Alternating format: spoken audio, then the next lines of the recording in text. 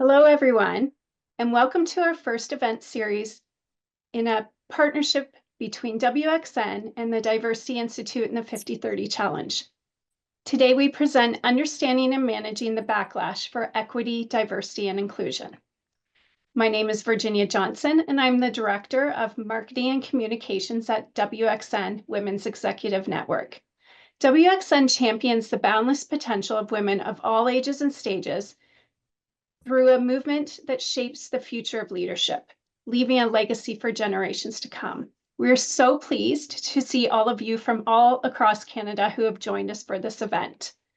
Before we begin, I wish to take a moment to respectfully acknowledge the traditional territories of the Indigenous peoples whose presence continues to enrich our communities. As some of our colleagues and partners are joining us online, we recognize it might not be for the territory that you are currently on, and we ask that if this is the case, that you take this responsibility to acknowledge the traditional territory you are on and the current treaty holders of those lands. Toronto is in the Dish with One Spoon territory. The Dish with One Spoon territory is a treaty between the Anishinaabe, Mississaugas, and Haudenosaunee that bound them to share the territory and protect the land. Subsequent Indigenous nations and peoples, Europeans, and all newcomers are invited into this treaty in a spirit of peace, friendship, and respect. Thank you. Now for today's topic. As organizations advance equity, diversity, and inclusion, backlash has become a common challenge for many, and this session will examine the roots of these issues, including the feelings of exclusion, skepticism about outcomes, and the fears of change. It is my pleasure to introduce our facilitator for this session, Dr. Wendy Cukier. Wendy is a professor of entrepreneurship and innovation at the Ted Rogers School of Management at Toronto Metropolitan University. She is the co-author of the bestseller Innovation Nation, Canadian Leadership from Java to Jurassic Park, and a leader in creating accessible digital adoption of disruptive technologies with more than 200 articles on diversity, inclusion, and innovation. The former Vice President of Research and Innovation at TMU, she has spearheaded a range of initiatives to advance entrepreneurship and innovation and has founded and served on boards of several for-profit and social enterprises. She is the founder and academic director for the Diversity Institute, focused on the dimensions of diversity and inclusion in the workplace, future skills, and entrepreneurship. She is also founder and academic director of the Women Entrepreneurship Knowledge Hub, a national network and accessible digital platform supporting Canada's women entrepreneurship strategy, research, and evaluation to strengthen the entrepreneurship ecosystem. For the Future Skills Center as Academic Research Director, she oversees a comprehensive research agenda focused on creating pathways for newcomers to education, employment, and leadership, as well as innovative pilot projects. Wendy has received many awards for her volunteer work, including the YMCA Women of Distinction Award, an International Women's Forum 2020 Women Who Make a Difference Award, 2 Harry Jerome Awards, a Women of Influence Award, and a WXN Canada's Most Powerful Women Top 100 Award. She was named one of the 100 alumni who shaped the century by the University of Toronto. Wendy was recently awarded a King Charles III Coronation Medal for her significant contributions to Canada and has also received Canada's Meritorious Service Cross, one of the country's highest civilian honors. She holds a PhD in Information Systems from the Schulich School of Business, an MBA in Marketing and Information Systems, an MA, and honorary doctorates at Laval and Concordia universities. Wow, a truly amazing individual. And with that, I will now turn it over to Wendy. Thanks so much for the lovely introduction, Virginia, and I do apologize for its length. It seems I am just very old. I'm delighted to be here today. I must say that I'm not so delighted to have to be talking about backlash, and I think for many of us, especially those of us who have been working on these issues for decades, it feels a bit like we're living a Margaret Atwood novel. I think many of us did not expect to see things transpire the way they have recently. So I've been spending a lot of time researching and thinking about the issues, thinking about what we did wrong, because it's clear to me that there were signs that people working on equity, diversity, and inclusion perhaps missed. There were people that we perhaps dismissed. And there were things that we could have done better to systematize some of the changes we were looking for. So I'm going to have a frank discussion with, I guess, 400 of my new best friends today. And I should provide a disclaimer. This is based on research that we do at the Diversity Institute, but it's also very much a reflection of my personal views. So I'll talk for about 45 minutes, I guess. We don't have tons of time for questions, but what I will promise you is if you put questions in the Q&A and we don't get to them, we will take them offline. And when we do the follow-up to this session, as we always do with the PowerPoint and so on, we'll include answers to as many of them as we can.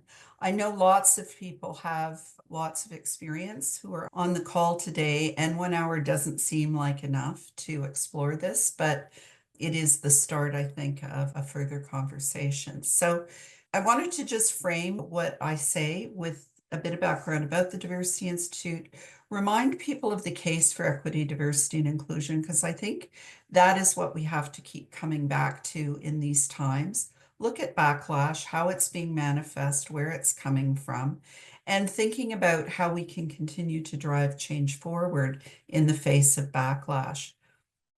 So the most important thing about the Diversity Institute is that it's based at the Ted Rogers School of Management, which means that while we are committed to social justice, and, I have lots of stuff in my CV that demonstrates that, we frame the work that we do in terms of the relationship between equity, diversity, and inclusion and organizational performance. So whether you're a hospital, a university, a startup, an SME, a nonprofit, a government agency, we argue, and we think we have very good evidence to support this, that equity, diversity, and inclusion will help you do a better job and be more successful. So when we think about the case for equity, diversity, and inclusion, we frame it in terms of access to talent, the best and the brightest, making sure that you're meeting the needs of changing markets, thinking about creativity and innovation, improving employee satisfaction and retention, and mitigating legal and reputational costs. And it is really important to remember there are big differences between Canada and the US. Some of the changes that we're seeing play out now in the United States are the results of literally decades of work to change, for example, the composition of the Supreme Court. A lot of the decisions in the United States made by the Supreme Court of the US have shaped what we have seen in recent years, and I'll explain that. In Canada, I know people are expecting the possibility of a change in government and a change in priorities, but it is really important to remember that Canada is grounded in the rule of law, that we have frameworks and institutions and long-standing regulatory systems that have been in place for decades, and it would take quite a lot to tear all of those asunder. When we think about the case for equity, diversity, and inclusion, it's really grounded in changing markets and the changing composition of the Canadian workplace. Nearly a third of Canadians are now racialized. Women are not only more than half of university graduates, but we control most purchasing decisions. I am going to come back to that because I'm expecting, even though I can't see you, that there are lots of women on this call today. And it's really important to think about our power, not just as a result of our positions in the places that we work or the organizations that we run, but in terms of our purchasing power, in terms of putting our money where our mouth is, And that can be incredibly influential. And I think it's something that really requires some attention and some advocacy, especially in these times. Immigration, we've had a lot of discussion about immigration. There's been some cutting back on the targets, frankly, which I don't agree with. I think they made some mistakes in terms of cutting back too quickly, and we're seeing some backlash on cutting back. But there's no question, with the aging of the baby boomers, of which I am one, all workforce growth will come through immigration. I was at a fairly horrible debate between people arguing that we had too much immigration, was Mitzi Hunter and Jason Kenney, versus John Tory and former Mayor Nenshi arguing that we did not have too much immigration. And it really came down to the question of what's going to happen with the retiring baby boomers. And what was so interesting to me was Jason Kenney was actually arguing that instead of having immigrants help offset the declining population, we needed to become more pro-natal, meaning women needed to have more babies. And that is a discourse that we're starting to see more and more. As a mother, I think women should be allowed to have babies if they want to, or not if they don't. But it's very interesting to me that those arguments are becoming opposed to one another. Either we have immigrants or we have more babies. And clearly, it's not a dichotomy. We also know that as people are aging, more Canadians are identifying with disabilities. As we change the definition of disability and expand it to include, for example, episodic mental health issues, addictions, cognitive differences, and so on, the proportion of Canadians identifying as persons with disabilities is significantly increasing. We also know that youth, in particular, identifying as 2S LGBTQ plus is increasing as well. And what is also important there is people identifying as allies to the 2S LGBTQ plus community are also increasing. So it isn't just that if you are homophobic and have homophobic policies or discriminate against trans people, that you are offending those specific populations. There are lots of other Canadians that really care about those issues. And we also know that Indigenous peoples are the fastest growing portion of the population. So if you're thinking about workforce planning, if you're thinking about market segmentation, if you're thinking about innovation and new opportunities, and you ignore this reality, you are ignoring the business imperatives. And most business leaders, despite the loud voices that we hear from some quarters, most business leaders continue to believe that diversity initiatives are essential to their corporate strategies and that they're important for growth and that they are important to improve business performance, to attract talent, and so on. And very few business leaders in Canada, in the United States, around the world, say that diversity initiatives are unimportant. What we are seeing is some of them reframing the language that they're using because of the political realities that they're facing. Again, if you want to attract the best and the brightest, if you want to serve young people, whether as part of your market or as your employee base, values matter. And there's lots and lots of research that shows this has not dramatically changed, that young people will make decisions about where they work and where they purchase based on EDI performance.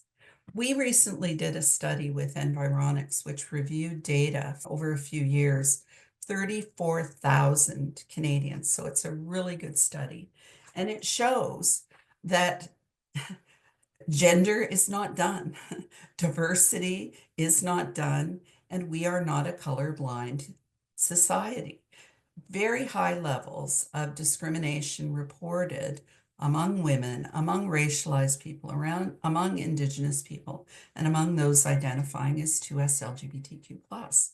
And what is so interesting about this data is not only the size of the sample, but the rates reported of discrimination were highest in nonprofits, next highest in government, and lowest in the corporate sector.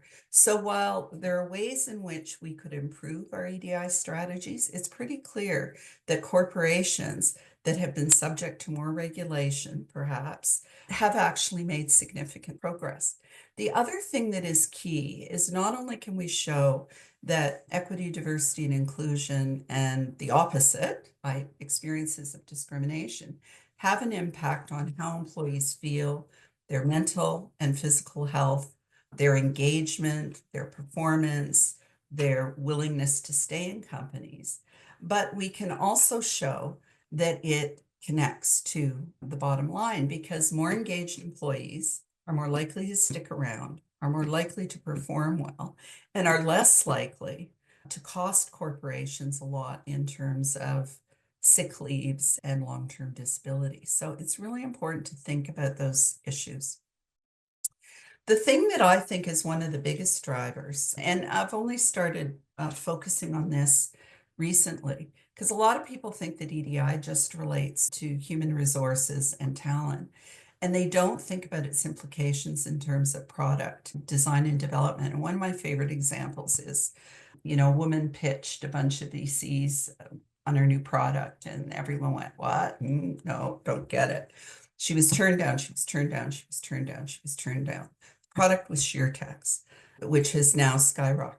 Pantyhose that do not run. When you have no women in the room, you don't see these things. I was at a conference recently on femtech that talked about the massive opportunities there still are for serving the needs of women.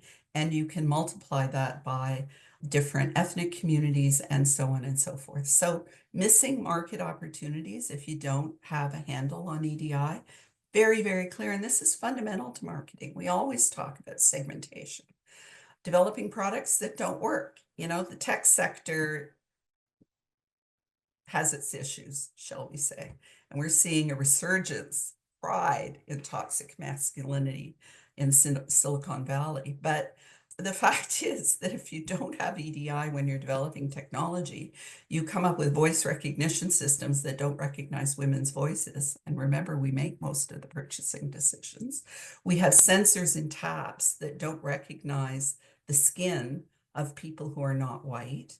We have products that are dangerous, safety systems in automobiles, which are more likely to result in women being severely injured or dying because they were developed with crash test dummies based on male anatomy. And through healthcare and science research, you can see this play out in terms of what we prioritize and how we understand, for example, the symptoms of a heart attack. For a long time, women were dying at much higher rates because all of the preventative and treatment measures were based on research that had been done on men. And then we also know, and I was at an amazing presentation by Dr. Kwame McKenzie that showed very clearly that using disaggregated data during COVID resulted in massive improvements in the inoculation in the Black community. Whereas at the beginning of the pandemic, there was a huge gap. So it's, for me, thinking about inclusive product design and service delivery, regardless of your sector, is a very, very important driver. And I wanted to start with this rather than the backlash, because I think it's really important to remember why we started. It wasn't about political correctness or some abstract ideas. It was based on real, practical, lived experiences of people and real, practical business imperatives. Risk remains. And even though we may see changes in legislation in the United States, we may see differences in court decisions, Canada has a very strong tradition of precedent. And there are a lot of precedents in Canada of employees getting quite large settlements as a result of experiences with harassment and discrimination. And it's worth noting that one of the most vocal opponents of EDI, Elon Musk's company, lost a lot of money because of discrimination cases. So We know there is a business case. We know that many companies have produced results. We also know there's been a lot of performativity where companies say they're going to do things, or they have the rainbow posters and the multi-ethnic images. And yet, when you actually dig in, there's a big gap between what they say and what they do. And so, in some ways, the backlash is not entirely out of the blue, in the sense that we have seen organizations advance EDI in real ways, and we've seen lots of organizations who really viewed it as a slogan, and now they're just changing their language. What's interesting is some of the big companies in the States, particularly in the tech sector, particularly companies that are headquartered in certain regions of the United States, have come out very explicitly saying they are reversing their positions. And some of them have come out, in a very vocal way, attacking EDI policies and practices as a result of pushback from, as we see here, escalated attacks from conservatives. So Walmart shifted its policies largely in response to what some might see as a very orchestrated effort to push back on these things. And we know that for decades, the drivers around EDI have been strong, and they've been accelerated because of high-profile cases. The Me Too movement, the murder of George Floyd, and so on, have actually led to changes in legislative frameworks, voluntary codes, more consumer activism, more vocal leadership. And we can talk about cases where perhaps there's been some overreaching. On the other side, though, we have seen, in my view, deliberate, well-organized political opposition that has been able to tap into people who the EDI movement perhaps left behind. And we'll talk more about that. The biggest driver, though, in the United States are the shifts in the courts. And the fact that the Supreme Court of the US was able to roll back Roe versus Wade, I think, blew everybody's mind. Nobody believed that could happen. But once you go through that process of changing who the judges are and shifting it from a progressive to a conservative court, anything can happen. And their affirmative action legislation in the United States was also overturned. We see social media amplifying misinformation. I thought I was in a cartoon during the presidential candidates debate. They're eating our cats and dogs. They're eating our cats and dogs. And that is something that, frankly, shocked even me. And I thought, I've seen it all.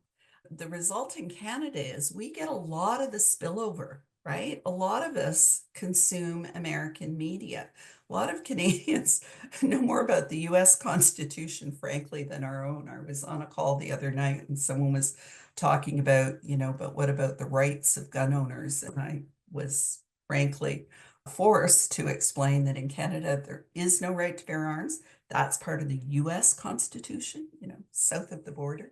So we see a lot, I think, of spillover effects where things in the United States are not understood to be different from the context that we're operating in Canada. And then, of course, we also have companies in Canada who want to do business in the United States, don't want to fall afoul of the new administration, et cetera, et cetera, et cetera. So there's a lot of stuff that's going on at that level. I think the other thing that's happening that we perhaps overlooked is it's been a really tough 4 years on multiple levels. Economically, COVID had a huge and massive impact on people's lives, not just the people who died, the people who were sick, their families and friends, but the disruption and the isolation that created has had all kinds of impacts people perhaps did not anticipate in terms of violence against women, in terms of mental health issues, and so on and so forth.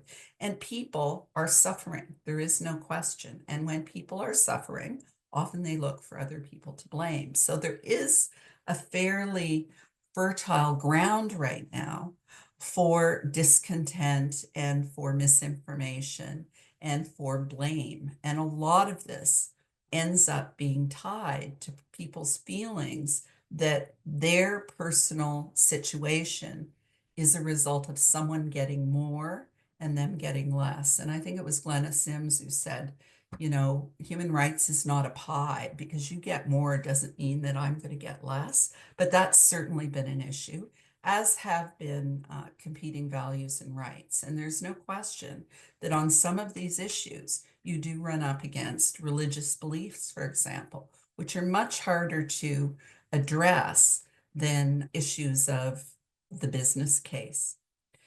I also want to stress, though, that backlash isn't new, that we've seen it for decades against any kind of progressive movements. And, you just have to look at the history of the civil rights movement in the United States. As progress was made, you saw increases in violence and lynchings and attacks on people who were driving the change. So any time in history, I would argue, that we've made progress, there's often a period where you get backlash.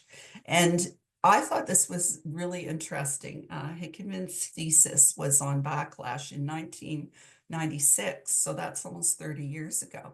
And she cited a First Nations elder. And this is the piece that I think many people working in the EDI space missed. And that is that the key for us is not talking to people who think like us. It's trying to find ways to communicate with people who have different lived experience.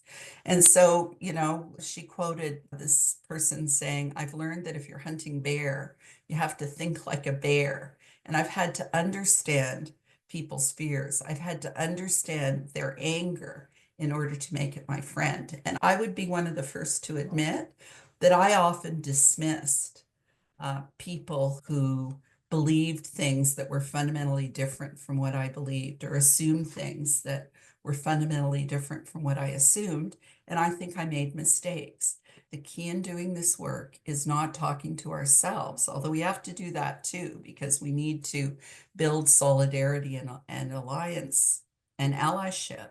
But it's thinking about the people who don't agree with us and what it is that is sticking in their craws, what it is that really is lying behind the motivation. It was interesting. I had a conversation with someone who is doing work on my house, and you don't want to get into a fight with the guy who's managing your plumbing. So I just was asking some questions and talking about politics, and he was talking about the carbon tax and the carbon tax and the carbon tax was going to cost him X dollars. And I just said to him, I know he's got one child and another on the way. And I said, without linking it, but I said, "How much are you paying for daycare?" "Oh, it's great. $20 a day." You do the math, he's saving way more on subsidized daycare than he's paying in the carbon tax. But in his mind, the carbon tax is the big political issue. And I would just extrapolate that from that to lots of other people where they see something and they focus on it without thinking about the bigger picture and the implications. Often, for example, men who don't get gender equality have a huge change of mind when you start talking to them about their daughters. And you see this in engineering. A lot of women in engineering had dads who were engineers. So we have to start to think about how we can appeal to people who don't necessarily think like us. And it's something that I've worked on since I started in this area. In 1991, I was brought in to teach equity issues and professionalism to all the first-year engineers at then Ryerson Polytechnic. They actually had to send in security. I was in a meeting and the head of the Women's Center was there, and someone said to her, "Well, we need to do this training." And she said, "Oh, I'm not going in there." And someone else who knew me said, "Oh, Wendy will do it. She goes into rooms filled with men who have guns who don't like her, so she'll do anything." I didn't really know anything about equity, diversity, and inclusion at that time. I'd worked in tech, so I certainly have lived experience, but that was it. And what I found was the way to relate, the very small percentage of women in these classes, very high percentage of racialized people. And the way that I was able to connect with them and relate to them was by drawing the parallels between sexism and racism on multiple levels. I used episodes of Star Trek. I really tried to think like a bear in order to figure out how to communicate to them the stuff that was important to me in terms and language and ways that they could understand. And I continue to do that. You know, there's a lot of focus on white privilege. And I, for one, am the first to admit that I have benefited from white privilege. I don't get followed around when I go into a store. I don't get pulled over for no reason by the police, and so on, and so on, and so on. But privilege is not just about skin color. Privilege is tied to all sorts of things, socioeconomic status, you know, obviously gender, ability, speaking English as a first language, being brought up in Canada with parents who went to university. Lots and lots of things shape privilege. And so if you can get people to understand that when you're talking about white privilege, you recognize that that's not the only kind of privilege. If someone grew up poor, they face lots of obstacles as well because there's socioeconomic privilege.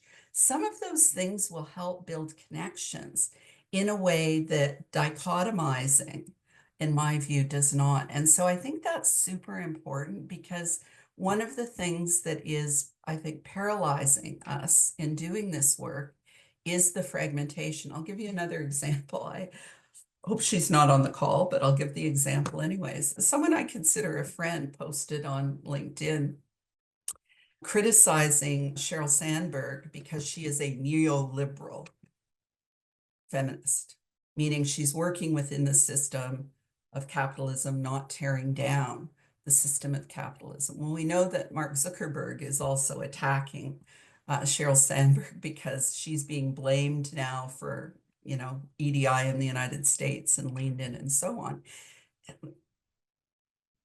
There are different kinds of feminists. There are lots of people who advance women's equality who wouldn't label themselves as feminists. We have to stop trying to isolate and marginalize people, and we have to try to figure out where the common ground is. And I would argue without compromising our principles and our basic beliefs, we have to find ways forward. And the only way to do that is going to be through allyship and pushing back in a very concerted way. And that means using our purchasing power, not just our position and our privilege. I think as well, we have to recognize that we're in a different era with social media and all sorts of other things. And what I would say is different than anything I've seen in my lifetime, although I certainly heard about it during, you know, the Second World War, is the legitimation of hate and violence at very senior levels.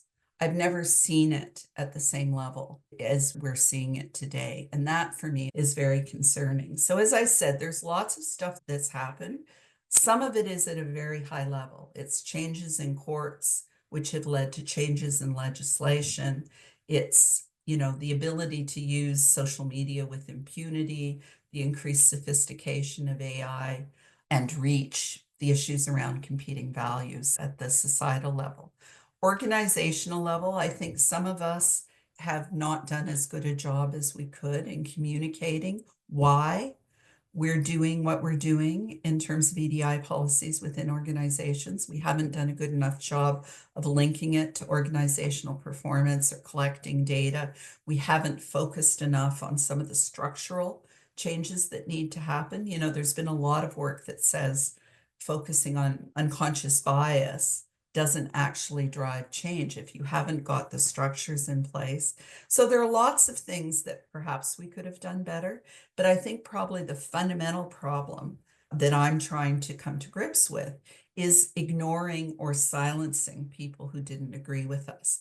And what I realized is we weren't changing their minds.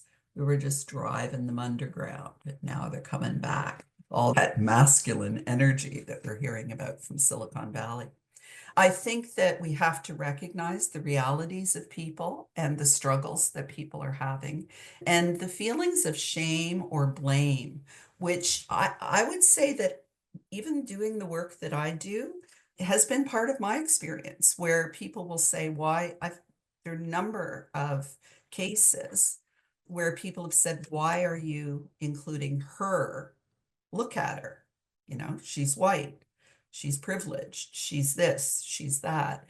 I think overlooking, and there's certain spaces where I don't belong and I wouldn't think of going, or where I would make space for someone else. But making the assumption that you can look at me and you can judge where I come from, what my experience is, whether I have a disability or I don't, et cetera, whether I've experienced discrimination or not. Those are pretty big assumptions that people often make when they look at me.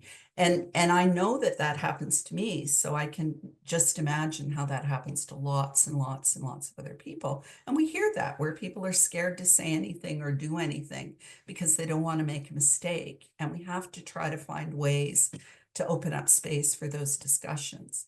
I think there are also a lot of people that look at the progress and think we're here and don't understand the extent to which we still have problems and experience barriers. So I'm not going to go into this in detail. The presentation will be available, but we've documented how all the pieces fit together because it's been a complex intersection of multiple factors that have brought us to where we are, including the court decisions, the legislation, and so on. Loud voices, everybody was tripping over themselves trying to get invited to the inauguration, and I feel like they were trying to outdo themselves in the anti-space. We have seen corporations scaling back their EDI initiatives. It's important to remember that some of them have made progress, and they're in a very different place now than 10 years ago. So it's not like they're saying we're going to kick out all the women. It's that they're saying we're not going to prioritize anymore. We're not going to use this language. But there's no question that you've got people being very vocal about their opposition as well. And we're seeing this spill over in Canada without question. Not only do we get the impact of Americans interfering in our business, but there are just spillover effects, and we start to see the same language appearing. And, Jordan Peterson is definitely not my best friend. Early warning sign was those shifts I mentioned in attitudes to immigration. Look how fast we went from 69% disagreeing with the statement there's too much immigration. It was 69 to 27%, and that has completely flipped in a matter of 2 years. How did that happen? It isn't at all true that there is evidence to show, and I've got papers published on this, that immigration is the cause of all our problems. In fact, the cuts to immigration, now the business community is going, wait, who's going to pick the tomatoes? And wait, we still have huge talent gaps. No one will do these jobs. What are we going to do? And now they're criticizing the cuts to the targets. But look how quickly that flipped. And that flipped because we had a vacuum. We had some loud voices with no pushback. We had disgruntled people looking to blame someone, and we're going to pay a price for it. But that is not what I wanted to talk about exactly, other than to say immigration is the thin edge of the wedge.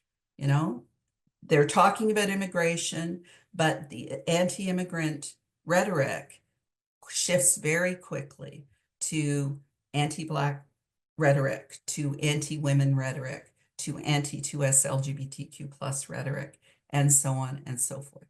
This scapegoating is something we have seen historically. It is very dangerous, and we all have to stand together against it. We've seen direct interference in our political context. Whether you love or you hate Justin Trudeau, really? Elon Musk is publicly calling him out as a tool. We have the aspiring Prime Minister of Canada discussion with Jordan Peterson. This is a world that I never thought could possibly unfold, but it tells us that we have missed some things that we really have to pay attention to. And it's not just around EDI. I don't know if there are people concerned about the environment who are on this call. We're seeing exactly the same thing now happen with the shift to net zero. All of the big banks, I've been trying to get confirmation on whether all of them have pulled out of the Global Climate Alliance. It doesn't mean they're completely backing off their environmental commitments, but I'm looking for somewhere to put my money. So email me if you work for a financial institution that is staying the course with environment. So it's something that's broader than EDI, and it's something where we as consumers can actually have an impact, not just within our organizations as employees, not just as parents and community members and voters. As consumers, we can put our money where our mouth is, and I think we really need to work on that. We also see some shining examples of companies that are staying the course. Costco basically is ignoring it and saying that EDI is crucial for the consumer shopping experience. End of story. Apple, interestingly, is staying the course despite the pushback around EDI programs. And, I was speaking at a conference many years ago. It was right around when they had all the protests in Quebec City and Seattle and so on against the G7. And I said to people in the audience, it was an audience of young people, how many of you were at the protest in Quebec? How many of you were at the protest in Seattle? How many of you know the name of your MP? They all looked at their shoes. People had completely disengaged from political processes that were fundamental to achieving their goals. And so now is the time we really have to pay attention. And even Walmart, where they were first bullied into getting rid of their EDI practices. Now they're starting to see shareholders push back and start to say that they're very concerned about this. So sometimes it's squeaky wheel, it's loud voices, it's the opponents that your CEOs or boards hear from. And we have to find ways to remobilize the silent majority, because I am convinced in Canada there is a majority of people who support this. We're also seeing some people who are trying to kind of stay the course, but reframe it. And if I was in Alberta and dependent on public funds, I might be doing the same. So, got a few minutes left. I just want to really reinforce that it's a multi-layered problem, and that means we need a multi-layered solution. At the societal level, politics matters. Our policies matter. National child care policy is one of the most transformational policies in terms of the opportunities for women's equality in the workplace, period. For women entrepreneurs, for women in leadership. The evidence is very clear. Is the policy being implemented effectively? Maybe yes, maybe no. But there are fundamental policies, there are fundamental kinds of legislation that everyone on this call who is committed to equity, diversity, and inclusion has to be prepared to fight for. And we're lucky in this country because we have a Charter of Rights. We have employment equity legislation at the national level. We have commitments many companies have made to diversity in procurement. We have efforts to challenge stereotypes.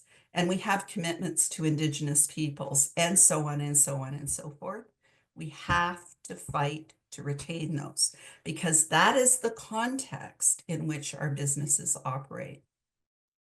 We have to think about our policies at the organizational level. And again, many of you have heard me say this before, that the best EDI policy, the best EDI strategy is not an EDI strategy. It's a corporate strategy that embeds EDI at every stage. It's a strategy that's tied to metrics. It's a strategy where EDI is embedded through the value chain, through your procurement, your product and service design, because you are responding to the needs of diverse customers.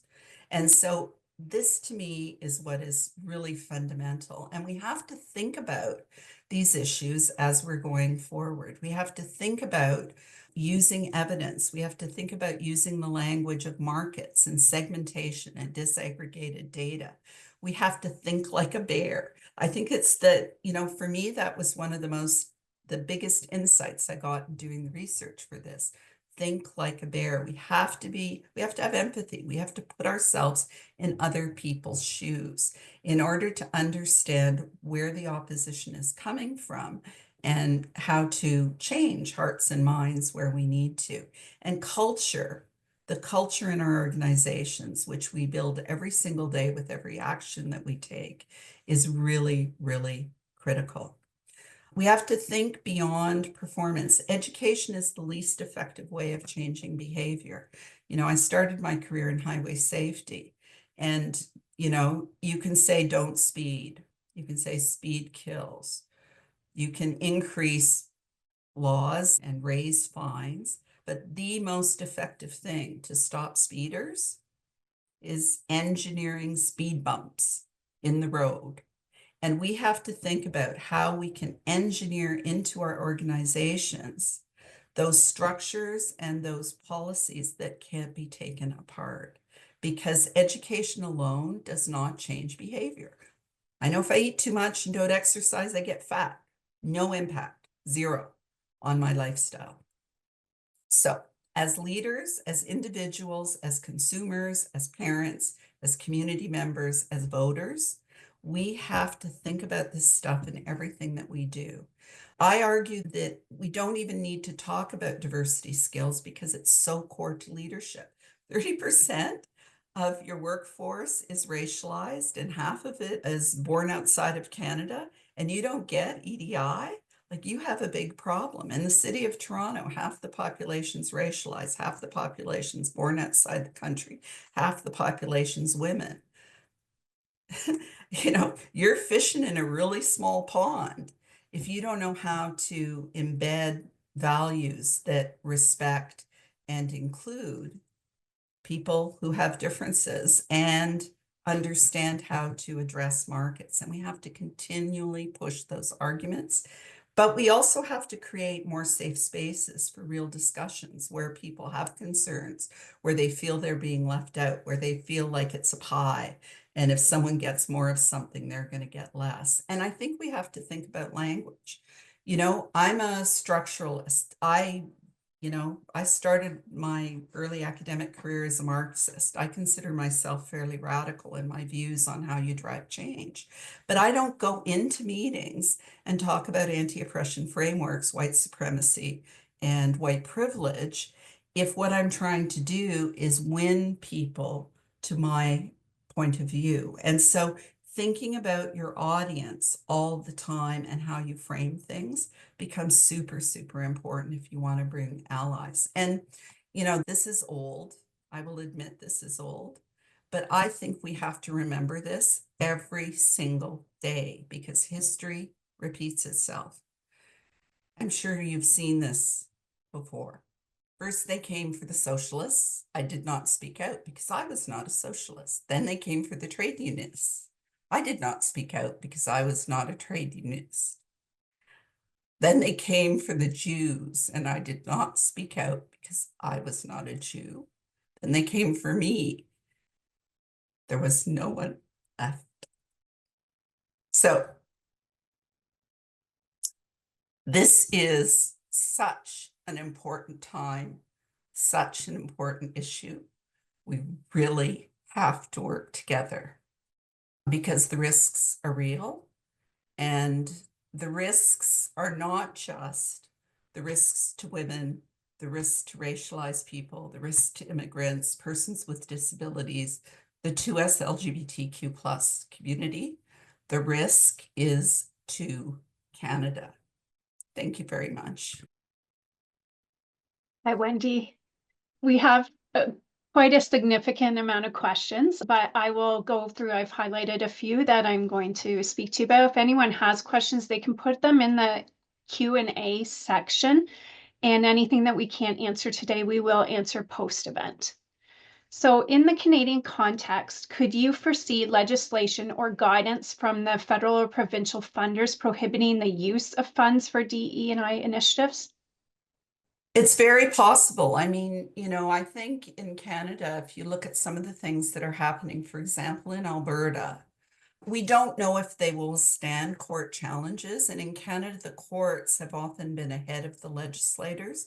If you think, for example, of what happened with 2S LGBTQ plus rights, it was actually the courts that forced the government to introduce legislation around same-sex marriage, if you recall.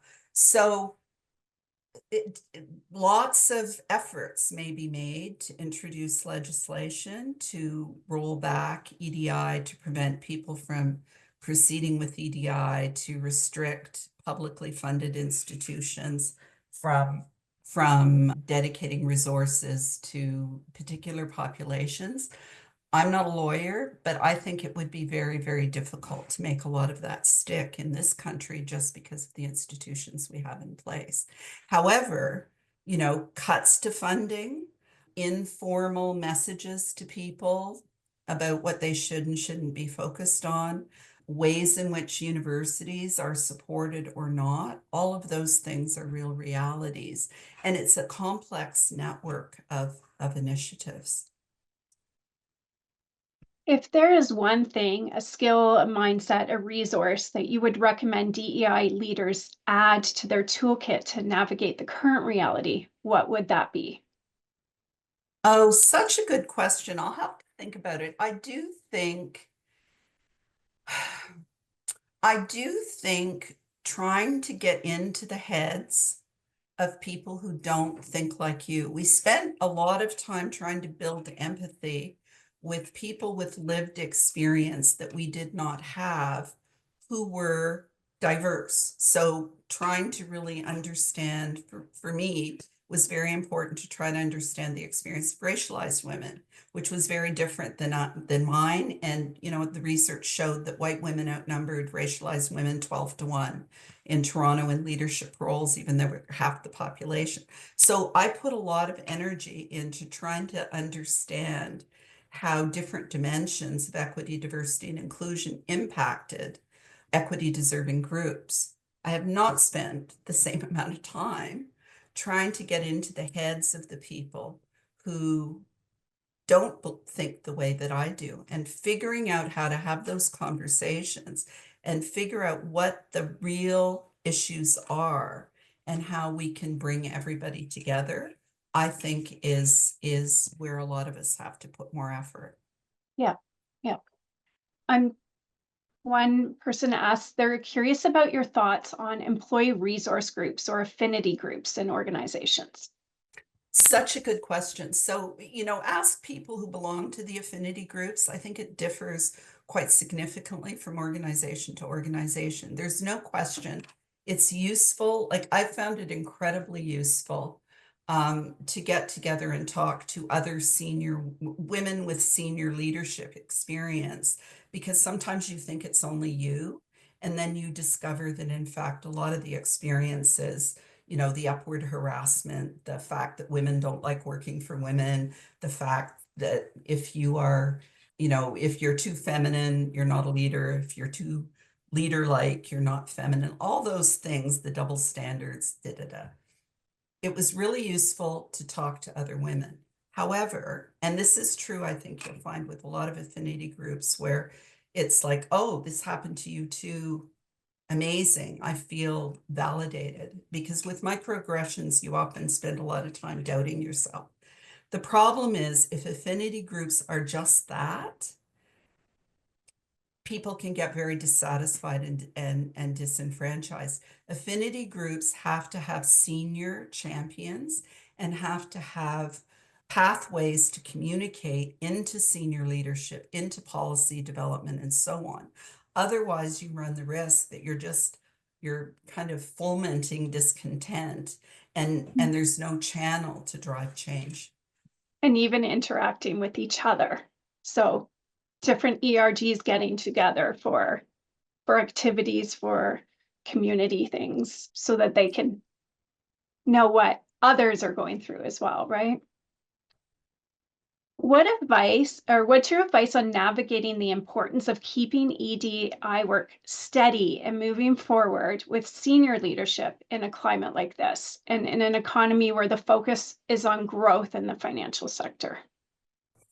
Yeah, it's hard to say. And I think, part of it is that we've got to be prepared to use our purchasing power. And, so growth in the financial services sector depends on customers.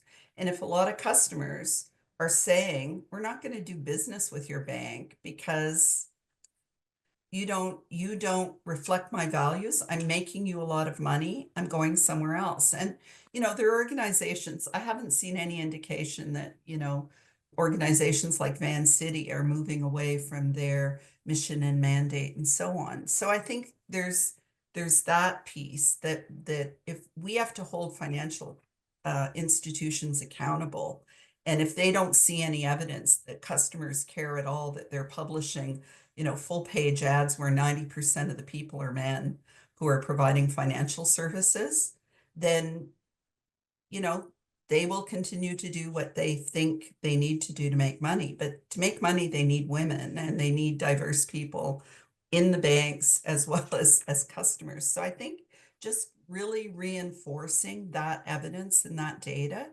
is super important. I've been kind of shocked at some of the things that I've seen recently, but I think we have to take accountability for it. It's about us. It's, if you're not part of the solution, you're part of the problem. It's the banality of evil. If you let people get away with this stuff and you don't say anything, you don't do anything, you will get the government you deserve, you will get the businesses you deserve, and unfortunately, we all will suffer as a nation. Okay, so that is all of the time that we have today. Obviously, there's a significant amount of questions. We will be going through the questions, and in our post-event, we will provide the recording, any links that we have shared today. This will all come to you through email, as well as addressing a bunch of questions. I want to thank Diversity Institute, and particularly you, Wendy, for joining us today. And we will be holding another event in this series on February 4th, which will also be addressing ED&I. And we will share this all via email so that you can register early and get your spot for that. Thank you. Oh, I go ahead. just wanted to say one final thing. I think you can tell that this is not just a theoretical issue for me personally, but I noticed in the Q&A some amazing insights and amazing comments and a reference to Susan Faluti's book on backlash from decades ago. So I really will take all of those comments to heart and we will do a follow-up as well. And thank you very much for your time and attention. I really appreciate it. And thank you, Virginia. Thank you. Thank you, everyone.